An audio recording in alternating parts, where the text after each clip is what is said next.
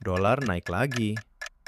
Dan sebagian besar orang Indonesia bahkan tidak sadar hidup mereka perlahan menjadi lebih mahal. Karena ketika rupiah melemah, yang naik bukan cuma angka kurs, tapi suruh biaya hidup masyarakat. Dan berita seperti ini mulai muncul di mana-mana. Harga pangan naik, biaya impor meningkat, bisnis kecil mulai tertekan. Tapi menariknya, kebanyakan orang mengira ini cuma inflasi biasa.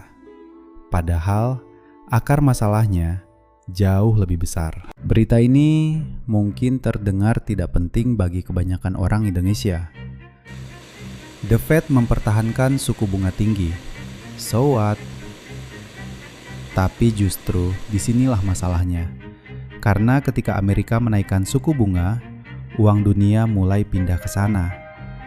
Investor global mulai berpikir, kenapa ambil risiko di negara berkembang kalau di Amerika sendiri returnnya sudah tinggi? Dan ketika uang keluar dari Indonesia, rupiah otomatis melemah. Ini yang disebut capital outflow. Ketika investor asing menarik uang mereka, lalu memindahkannya ke aset berbasis dolar.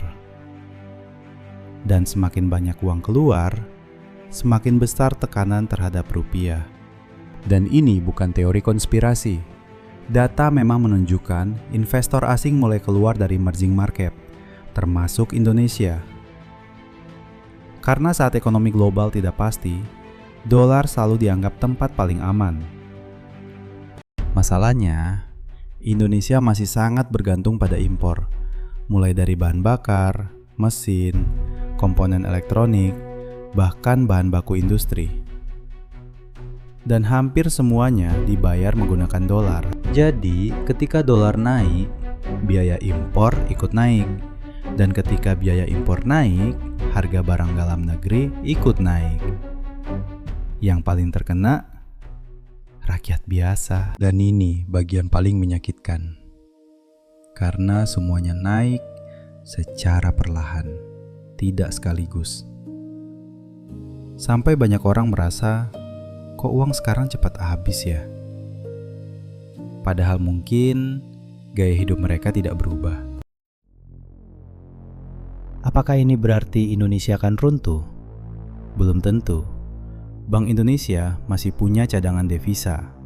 Sistem ekonomi hari ini juga jauh lebih kuat dibanding krisis 98.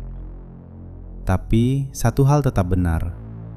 Ketika dolar terus menguat, rakyat biasa akan selalu jadi pihak pertama yang merasakan tekanan. Dan mungkin inilah bagian yang paling jujur dari semuanya. Ketika dolar naik, orang kaya mungkin hanya kehilangan sebagian profit. Investor mungkin hanya mengubah portofolio. Perusahaan besar mungkin hanya menaikkan harga. Tapi rakyat biasa merasakan semuanya secara langsung. Harga makan naik, biaya hidup naik, uang terasa semakin kecil, tapi hidup tetap harus berjalan. Dan itulah kenyataan yang jarang dibahas, bahwa sistem ekonomi global tidak pernah benar-benar dibuat untuk adil. Yang kuat menjaga nilai uangnya, yang lemah menanggung invasinya. Dan selama dolar masih menjadi pusat dunia, negara berkembang seperti Indonesia akan terus bermain di permainan yang aturannya bukan mereka yang buat.